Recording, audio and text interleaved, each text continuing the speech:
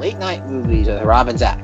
This is a podcast about cinematic oddities, where we discuss any media that is too bizarre, abnormal, or off-kilter for contemporary audiences. Occasionally, these projects gel. Most times, they crash hard into the realm of obscurity. Join us as we delve into the cult classic swamp. I'm Rob, and I'm here with Zack to bring you our first Cinemodities update. I want to get this one out of the way. I feel like it's some important news. We know we have a very dedicated fan base out there. They follow our episodes. They listen to them as soon as they come out, multiple times. It's great. We really appreciate them for it. Hi, Mom. But we have a problem. Maybe not a problem so much, but we have something that we've encountered. Our fan base has noticed that we have disagreed on what should be a late night movie for the last 3 episodes. It was 3 episodes, right? I have to remember men, women, and children. That's what you're telling me?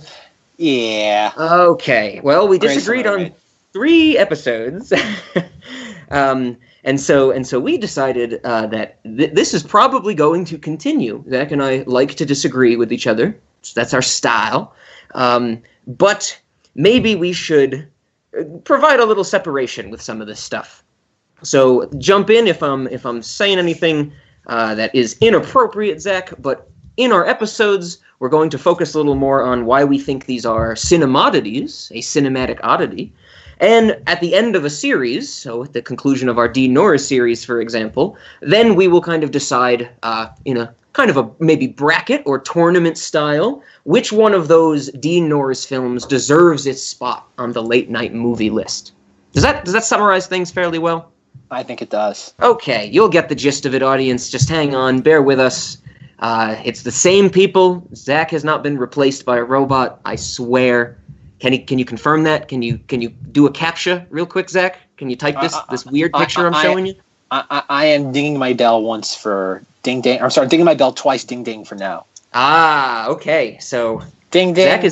Zack is jumping in to what we are discussing today. So that's the end of our Cinemodities update. We are bringing to the table, of course, in this episode, another Dean Norris masterpiece. And so now this is probably the one you've all been waiting for, because this is where a lot of people know Dean Norris from. This is where the first time I saw Dean Norris, or actually saw him and knew that it was him, I should say. All those SWAT team leader roles you never really pick up on when you're a kid. But we are discussing Breaking Bad. And we are not discussing all of Breaking Bad. We are specifically discussing one episode. So that is what Zack has limited me to. He had like the little spritz bottle, and I was like, let's do all 5 seasons. And he would not let that fly. So Season 2, Episode 2, Grilled of Breaking Bad. Now, question for you, Zack. Have you seen Breaking Bad before? No, but I do know some things about it. Oh, yeah. So you know the premise, you know the general gist of why Bryan Cranston is cooking crystal meth and that stuff, right? Yes. All I know is that he at some point he has cancer, so I guess he's almost poverty-stricken? Right? Yeah, they're not well off. That's a good way to put it. Okay. So they're not well off. He starts making blue crystal meth.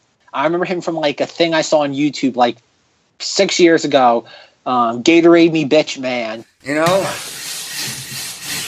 Yo, Gatorade me, bitch. I don't know. All I know is that I call him Guy. As I was watching it, I was calling him Guy McFace because I think he has a generic-looking face. He's in the Smart Water commercials. I kept wondering why he wasn't drinking Smart Water.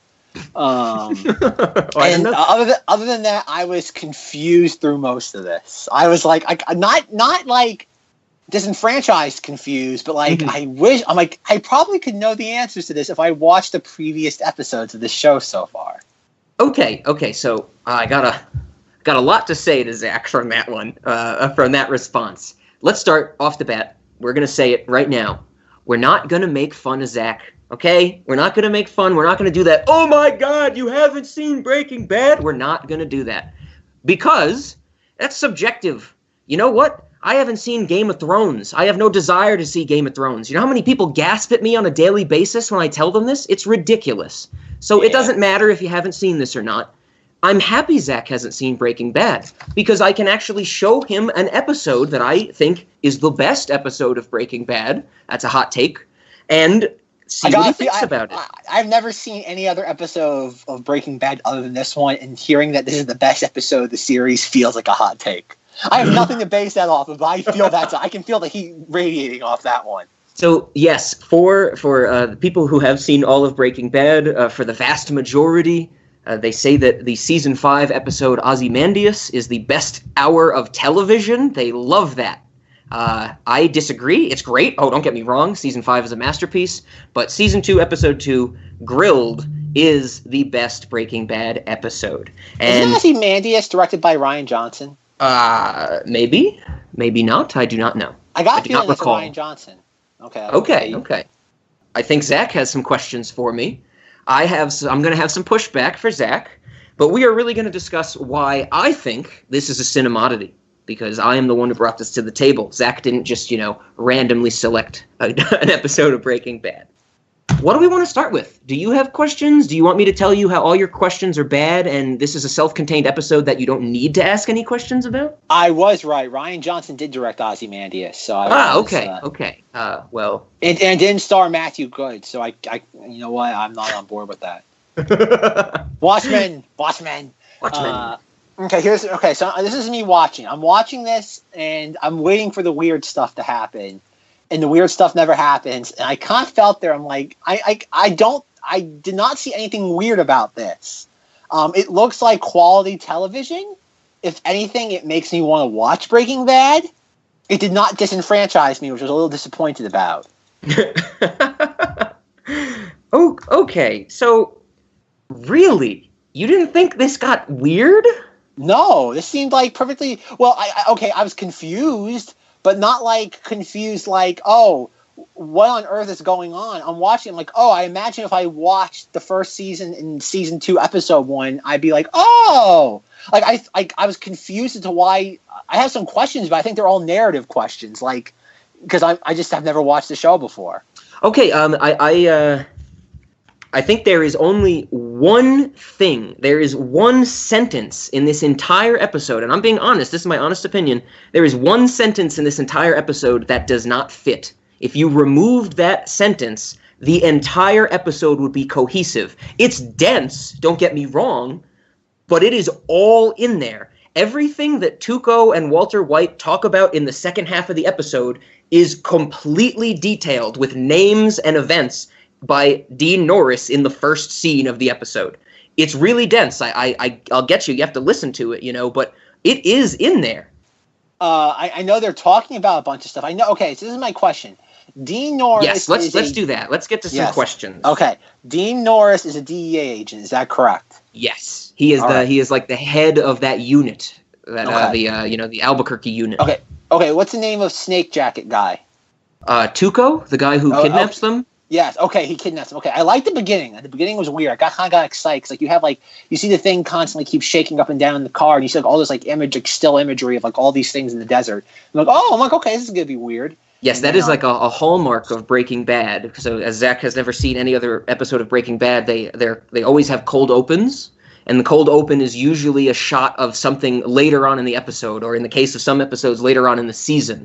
And so of course, the opening shot of Grilled, this episode, is, you just see random shots of the desert. There's some bullet casings on the ground. You hear this weird noise, and then you finally get a shot of Jesse's car bouncing up and down. And that's the cold open, and that's how the episode ends as well. Okay, so I'm guessing from what I understand is that Dean Norris knows that Bryan Cranston is a drug... Is he a drug kingpin at this point, or is he just a supplier? So at this point, Bryan Cranston is cooking meth. He's trying to get into the game. He's coming up to be a major player, but Dean Norris has no idea that Bryan Cranston is cooking meth. Oh, because I figured that he's the one who sold out Snake Jacket Man. No, that's just them doing their job, so to say, as DEA agents. They're on the track of the one who is the kingpin in their area. Oh, then why is Snake Jacket Man so mad at Bryan Cranston? When he's talking about how his his place of business got hit and stuff like that? Well, why did he kidnap him? So he explains in I think one of the first kidnapping scenes that he called his cousins to come and get them from Mexico, and they were going to go down there and cook in a super lab. Like he just wanted to use Walter White to produce meth. Oh, so he wasn't kidnapping him for like retribution or to sniff out who sold him out. No, that's the whole scene after Tuco is shooting and like an AK-47 at a cow in the desert. He starts to talk about how his place of business got hit, and he thinks it's his guy Gonzo. Oh. And he's like, I haven't heard from Gonzo in the last 2 days. I think he sold me out. And and then Tuco starts talking about how he can see the future, and that's how he wasn't caught. Oh. Then why is it okay? So he's kidnapping Bryan Cranston and Guy McFace, so they can sit there and make meth for him. But why? I guess he's just a paranoid drug pin. That's why he's acting the way he's acting. So yes, that is his character. That he is super paranoid. He thinks he can see the future. He's doing meth all the time, like he's drugged out, and he is just like a crazy person. You're right. The weird thing that happens to this episode is the first like 2 minutes, and him shooting a cow with an automatic machine gun. Okay. No, I would say the final 16 minutes is mind-blowingly weird. Really? Okay. Yeah. Okay. So for the people who have seen Breaking Bad, and you're trying to be like, what the hell episode is this? This is the episode where, as we described, Tuco captures or kidnaps Walter White and Jesse so they can cook meth for them down in Mexico. And Walter White and Jesse are trying to get out of this situation. And in this little house or like container that they're in the desert, while waiting for the cousins to come pick them up, there is an old man in a wheelchair. And it is Tuco's grandfather. Calls him Tio, grandpa. Hey kids, Rob is wrong. Tio means uncle. This guy in the wheelchair just sits there. And you think he's like invalid for the first half of the episode.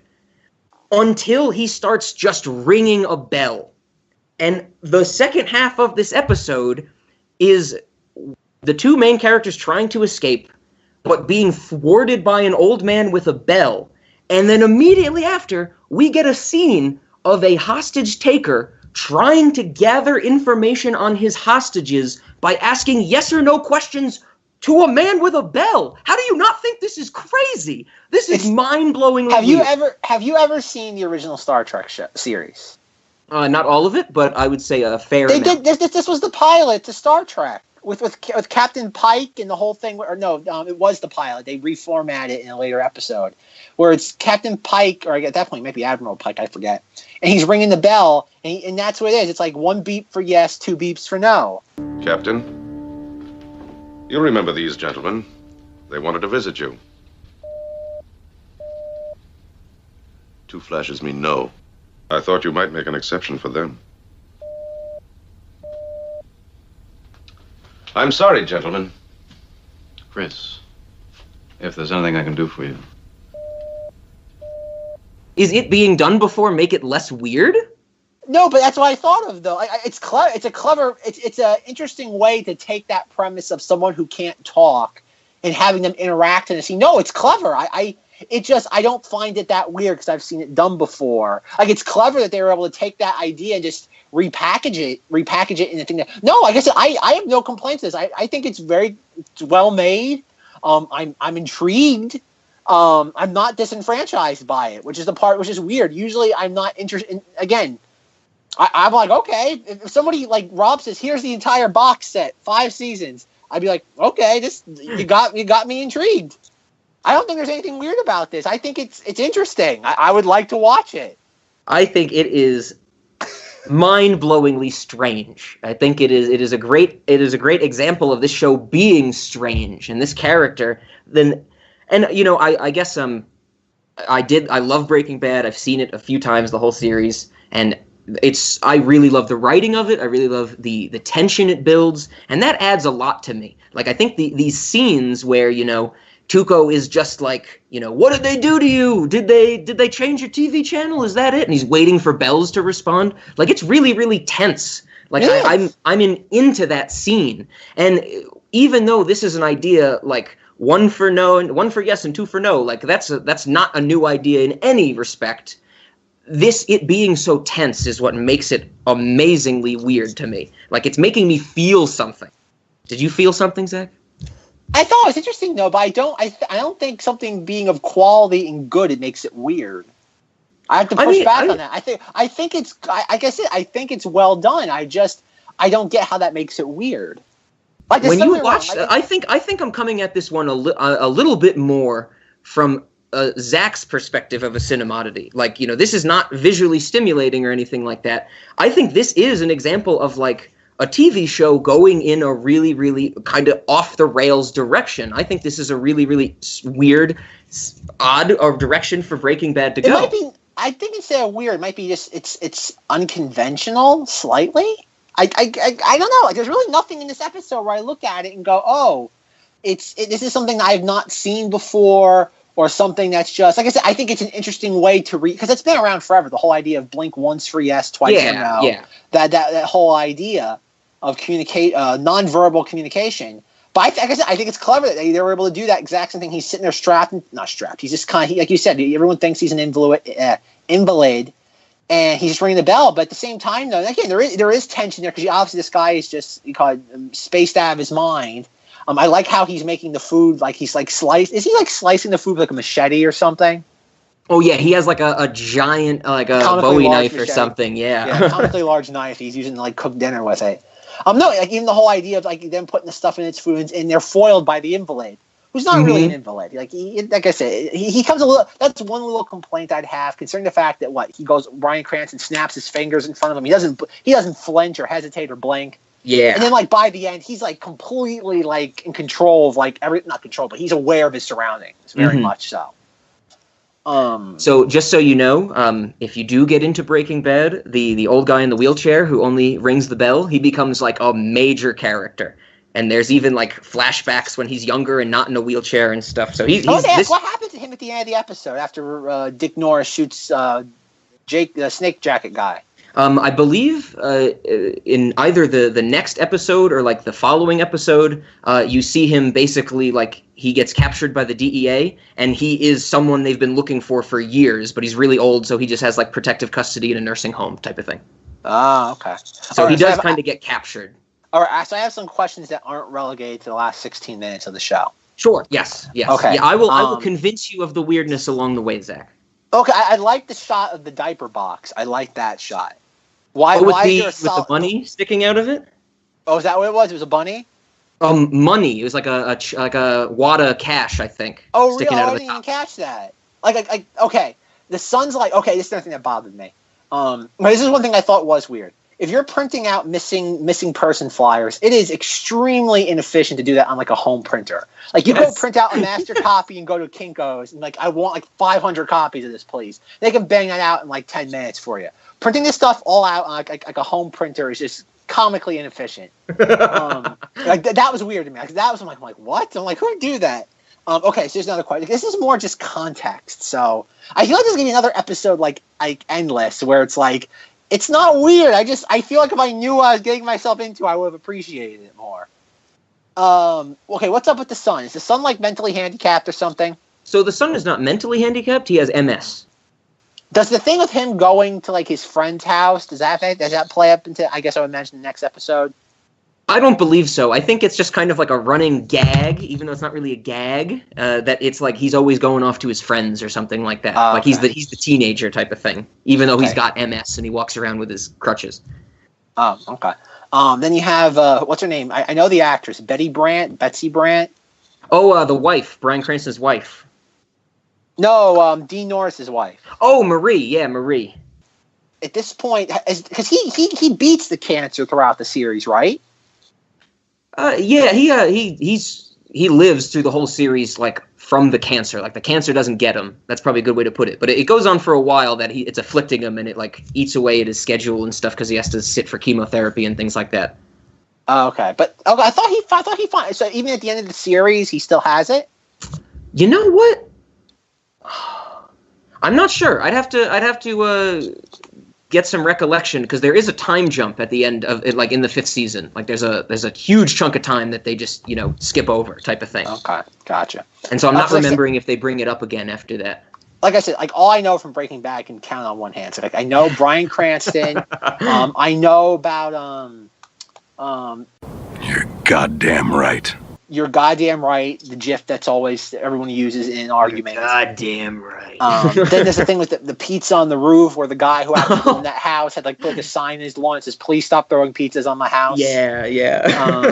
No, I know, but I knew. I think this was a few years ago. Like there was like Breaking Bad toys at Toys R Us, and some like stupid person was like, "I don't want my kid looking at this," and it's like, what? And it's like, and that became like a whole issue. What were the toys? Was it like the character action figures? Yeah, like there was some stupid person who like went to Toys R Us and was like looking around, went down like the adult, like not the adult, but like the collectibles aisle, like where they have like the stuff like for like movies that aren't for kids, like where you have like your Terminator stuff, your Predator, your Aliens. Oh, okay. And they had like a Walter White figure, and she's like, I do not want, like, my child should not be exposed to this. And it's like everyone could not figure out what the reason was. So it's like nobody, like no kid's gonna know what this show is unless they go into it. This could be, I think it was just him wearing a hat.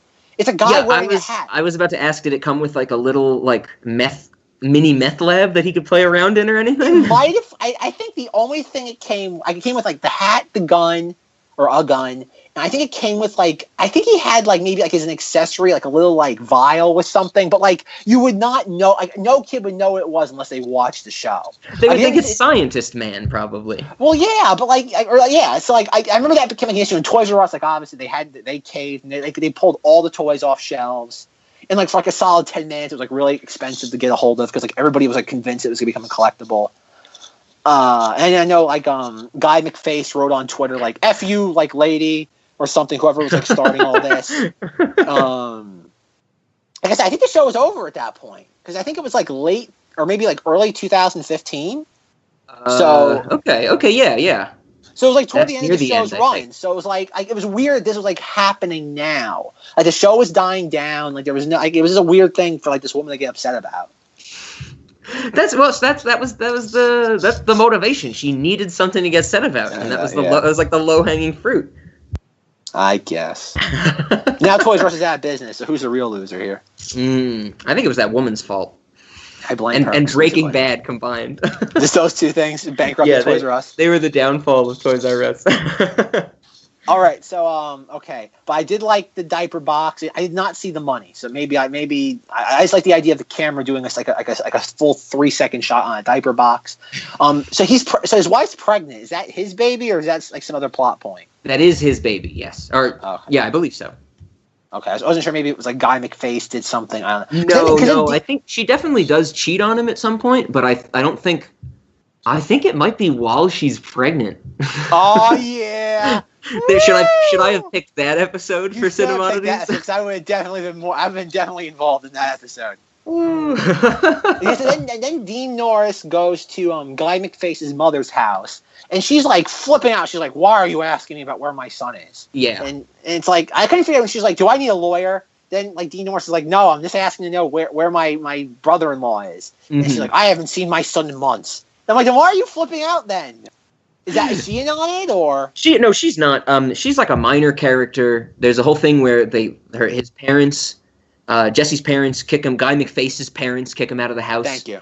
And she gets like they like love him, but he's just a drug addict, and so they got to cut him off. And so she's like the real neurotic, like I love my son, but I've got to protect him type of thing. So that's like what her character is. She knows that he's doing drugs and stuff. That's why she's like, do I need a lawyer? Like, I don't want my son to get in trouble.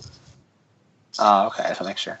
It is one of the things I'm going to kind of burn through everything I can talk about this episode. Then Rob can talk for like a half an hour straight. Is that one thing, a pet peeve for me in movies? I hate it when in movies characters hold a machine gun with one hand.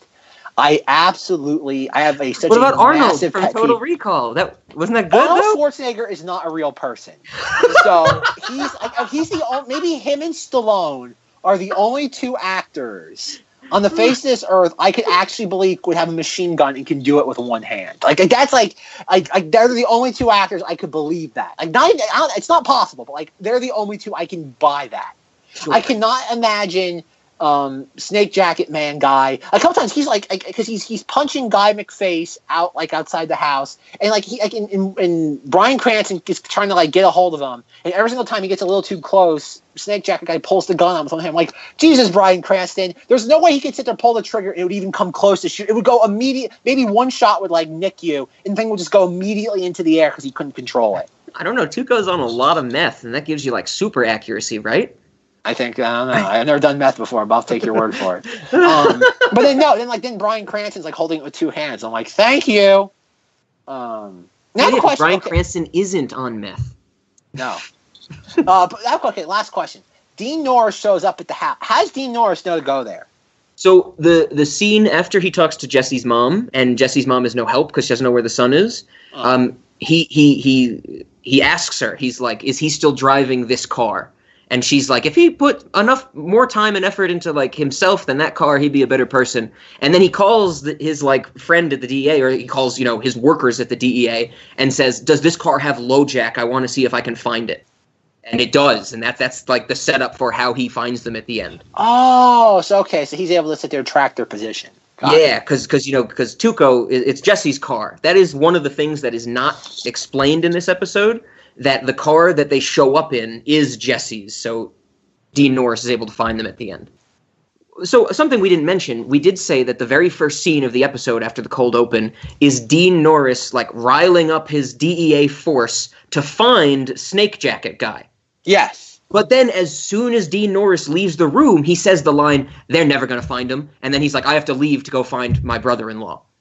Yes. And then, that starts the arc of him, like, doing something completely separate, but he ends up finding them. Like, I think that's necessary. Okay, I think you should trim the stuff with the family trying to find Bryan Cranston.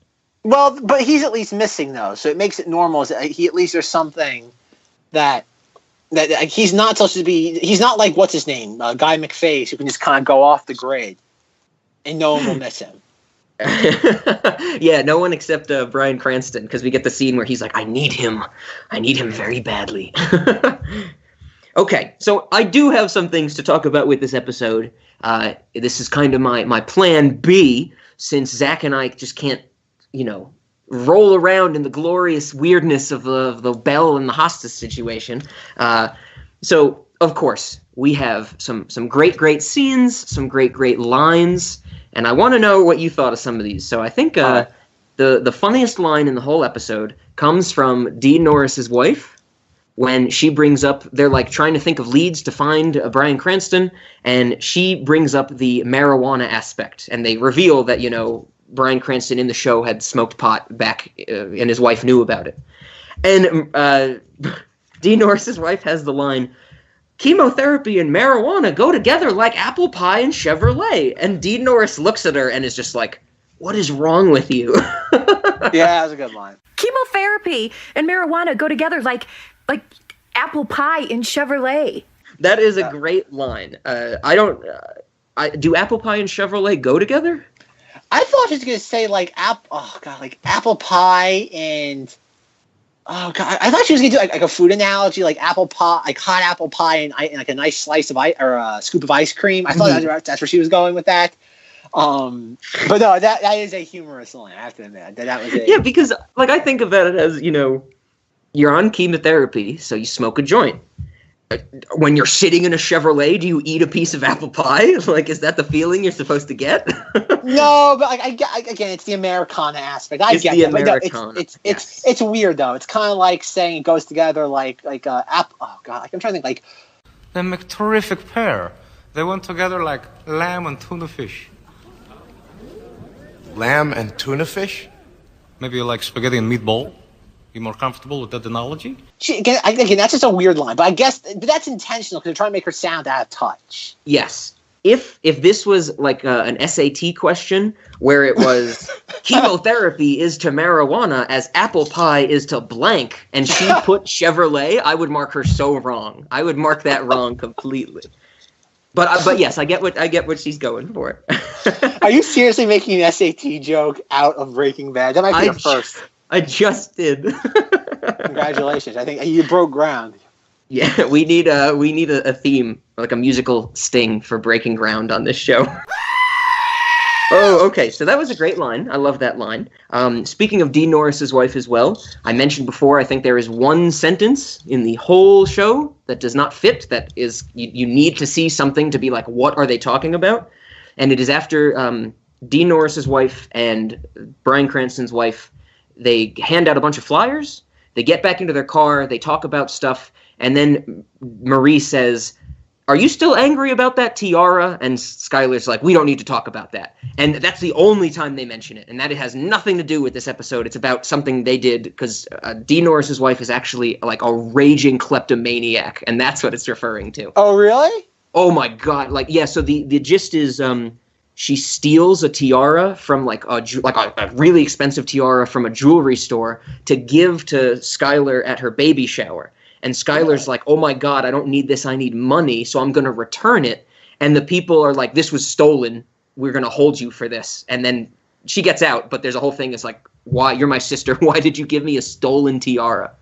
Oh, wow. I didn't know that. That's what they're talking about. But that's the one thing that is not like you cannot understand what they're talking about in this episode. You remove that, it's completely self-contained, I think. I wish I knew that. I wish I knew that. I thought you were going to come back and be like, "That was my favorite line in the episode. I thought it was the cement that had everything coming together." Oh, man, like I said, I think Rob from now, when he gives me movies, just give me like a list of bullet points. Like, okay, you should know these things walking into this. You will appreciate this much more immensely if you know the following items. Zach has to take a pre-test and a post-test for my Cinemodities. I you know what? I wouldn't say no. At least in the pre-test. Oh, that's good. That's good. You got the post-test is important. That's how it shows the development and things like that. Okay. It shows that I learned. Yes, and you got to learn. Okay, so we talked about Tuco shooting the cow. I think that's that was a great funny. scene. They don't show the actual cow get shot, but when he's like done shooting the cow, the next line he says is he like laughs and goes, "There's nothing left."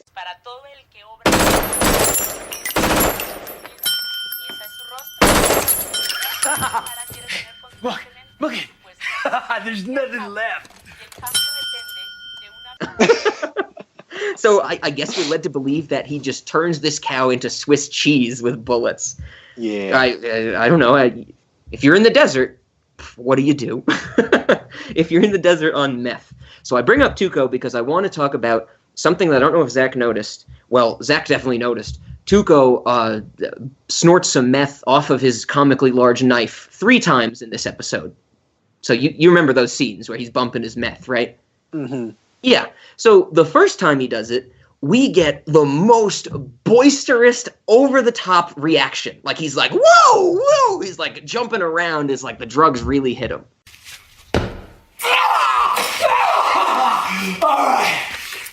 The third time we see him, he does the same thing. Like it really hits him. He's freaking out. Like he's like, "Oh man, I'm a crazy person on drugs."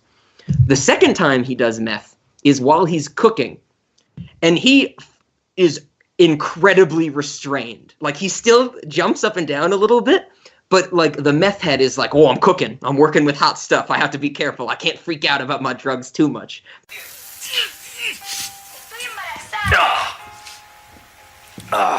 Did you notice this when you watched it? How he's like incredibly restrained while cooking and doing drugs? I know. I thought it was weird the fact that this guy's high on meth, yet he's cooking a meal for everybody. He's functional. He's a functional drug addict. And yet, like I said, again, he's cooking this meal. Like I said, it looks like a nice meal. He's slicing onions at one point. It's like, again, like, you know what? The man might be a little wonky, but he's got his priorities right. Yep. So he's functioning. He might be crazy, but he's not unsafe. He's got that safety first aspect. And so does his grandpa from the whole, they're trying to poison him. Yeah, I guess so. Okay. So I think the other thing I wanted to talk about is this is going to go back to the weirdness and how much I think this episode is strange. So, as we've described, this episode sets up the character who communicates through the bell that's like strapped to the arm on his wheelchair. And once we leave the house, once we have the scene where Tuco is talking to the dude with the bell to try and see if his hostages are doing something shady, and he confirms it, Tuco takes them out of the house and we have like the last 10 minutes, which is the big shootout with Dean Norris. There's a lot of action and stuff like that. but we don't see the guy in the wheelchair. He's just sitting in the house, you know? And really, I think it's so well done that you completely forget about this guy by that point. When Dean Norris shows up and they start to have their shootout, and you get the scene where Dean Norris is like, Jesse Pinkman, you're a hard man to find. And then he realizes it's the person he said we would never find at the beginning of the episode. I'm totally enthralled. Like, I completely forget about the guy in the wheelchair. But what is the absolute last thing that we hear in this episode?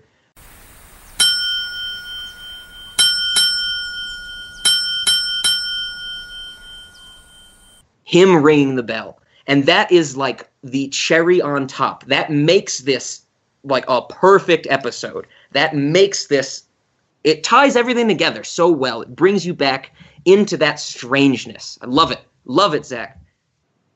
Love it? Yes. Have you heard? I heard. Oh, okay. So have I convinced you, Zach? Have you seen the light? Like I said, I don't think it's weird. I really I like weird. I know how to look, as we've learned when it comes. I look for weird. I go through all my stuff. I pick through my food looking for the weird, like a little itty bitty carrot of gold. But you know what? I there's nothing weird. There's nothing like ironically bad about this. It's objectively good. It makes me want to watch this show. So you know what? Does it matter what reasons get me into watching this show? Does it have to be weirdness or just, hey, this looks interesting? I'm probably gonna check this out sooner rather than later. You know, no, it doesn't have to be weirdness. I don't think it should be anything specific that gets you into the show. I actually first watched this show because Bryan Cranston is the dad on Malcolm in the Middle. And I was like, oh my God, I've never seen him in anything except that. Well, now, of course, I know him as Seinfeld's dentist. But I was like, Brian, I was like, Hal from Malcolm in the Middle is cooking meth? Let's do it. Let's watch that. And I turned out to be a great show. I agree. Like I said, I got no complaints. There's no, like I said, this was called, Television Treasures. I would be like, okay. Television Treasures. I'd be like, okay. Teletreasures? Whatever. Treasure Vision. There we go. Okay, I see where you're coming from, Zach. So let's not harp on that too much. Let's get to the important stuff, the things that people came here to hear. And you know what we got to start with, Zach? Like food, like what sort of food we eat during this? No, I think that's the second thing that they came to listen to. The first thing is Dean Norris. This is our Dean Norris series. Oh God, the mental gymnastics into how he fits into this. I'm looking forward to this. Before I give the whole spiel on where this relates to the Dean Norris universe, I do want to get your opinion on what did you think of Dean Norris's performance in this episode? I would like to ask you about what do you think of him in Breaking Bad, but since you haven't seen it, I think this is kind of a good example of his character in Breaking Bad. It was nice to see Dean Norris acting in something for once in my life. It's not him being a buffoon. I like that. It's great. He's actually acting. Like I know. In all honesty, I thought he was a clown that forgot to put his makeup on the last few times.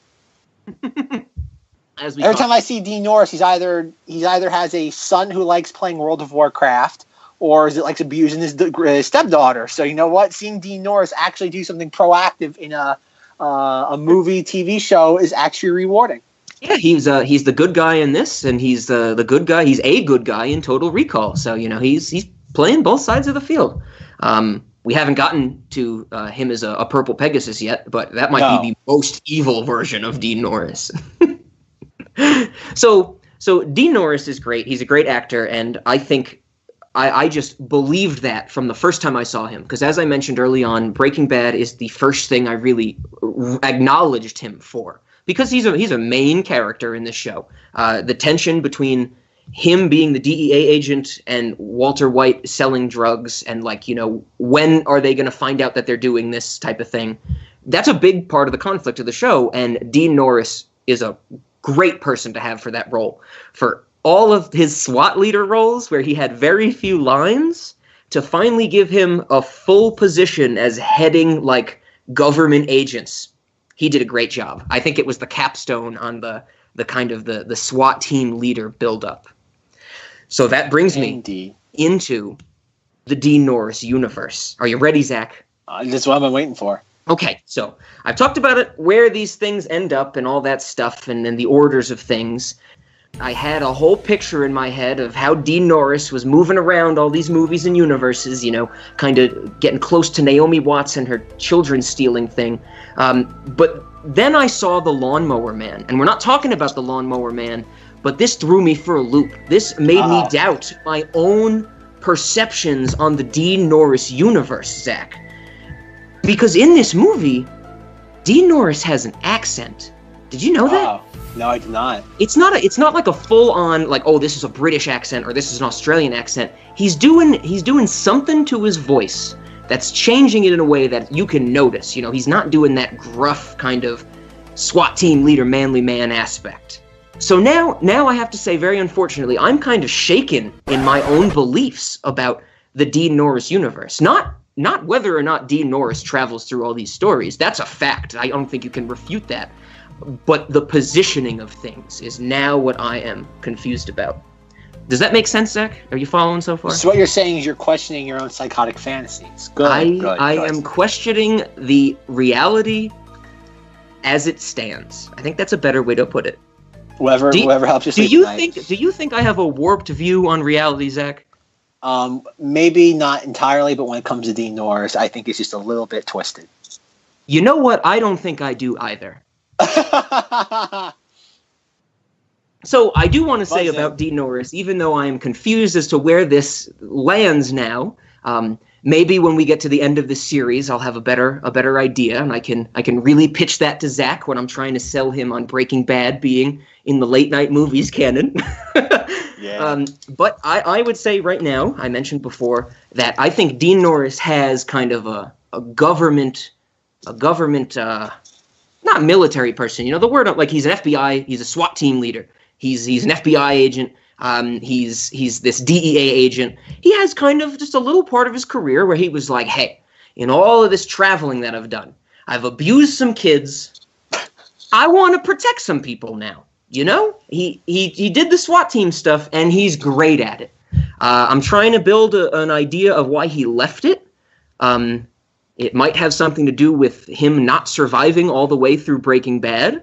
What? But, he goes on. He has to go to Mars. He has to be a good guy there. Yeah, are you spoiled? I'm spoiled now. Oh. Can I tell you an even bigger spoiler? Everybody dies. Oh, okay. So it's one of those shows. So Zach, do you have anything to add to the Dean Norris shared universe ideas? Do you have anything you got from this episode after what we've seen of Dean Norris so far? Nope. No.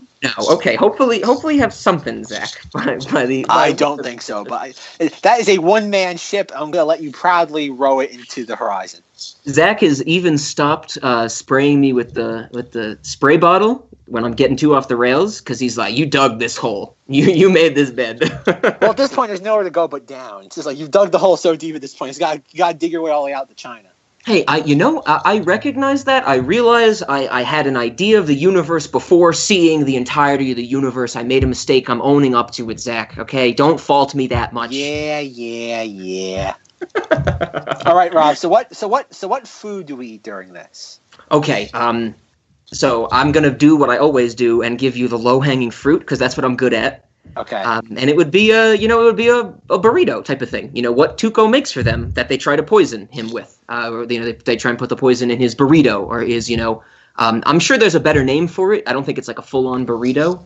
I'd have to look more closely at the ingredients to know a better idea of maybe what dish it was specifically. But I think that's a good way. With no poison. That's a good no thing poison. To say. If you're out there, audience, do not put it's ricin in the show. Do not put ricin in your food. Do not do that. Don't put ricin in anybody's food. Snack Master, what do you got? Okay, Snack Master, the Lego Maniac. No, what do you? Where did this come from? How are you the Lego Maniac? I'm the Lego Maniac. On top of being the Snack Master. That is not a valid response. I asked you why you are the Lego Maniac, and you said I am the Lego Maniac. I am the Lego Master. You do not, or the Lego Maniac. You do not question the master. Is this something that's like I'm just going to have to discover? Like I'm going to be stumbling around Wikipedia one day and it's going to reveal to me why you're the Lego Maniac? You're never going to tell me? It's on the Lost Media Wiki. Let's put it that way. I think the reason itself lost media. Exactly. So okay, this is my thing. I think it has to be. It's not that unique of a snack, but it has to be where you eat it. A slice of apple pie in a Chevrolet. If you want to watch this, you have to go get a Chevrolet. I don't know where you get it from. You get one, then get a nice slice of apple pie, and then you're good. Do you have to put the Chevrolet in your living room? So like you don't move your TV setup, you move the Chevrolet to your TV. It's not recommended, but you know what? You do get brownie points. It's not recommended by Zack. It's recommended by Rob for the full experience. I mean, throw some chemotherapy and marijuana in there too, right? Get the whole sentence. That's not a snack, though. I don't know. I might beg to differ. Which one? The chemotherapy or the pot? The combination of the two. That sounds lovely. You don't think that's gonna like satiate you? It's gonna make your appetite go away. One of those definitely isn't. Yeah, chemotherapy jokes. Batting 1,000 on this episode. 911 imagery, being out of breath when you abuse your children. Oh, we got some good ones. Toddler into the ocean. We have some wholesome fun here on Cinemodities. Good thing no one listens to us, or else we'd be in big trouble. I'm already boycotting our sponsors right now. I'm boycotting them as we speak. Take this off the air. I'm going to boycott. I'm going to write to my congressman. I'm going to do it all.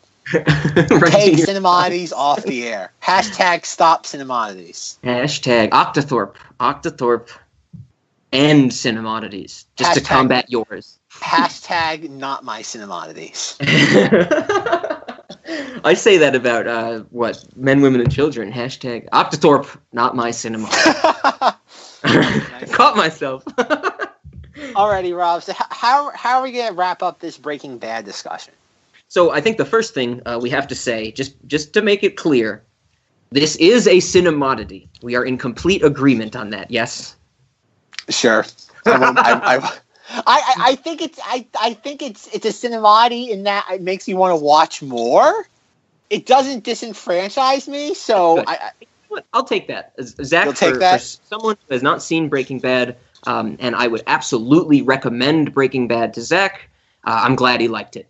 That's great. I'm happy about that. I just wish he would have been like, "This is crazy," because every time I see it, that's the exact response I have. But no.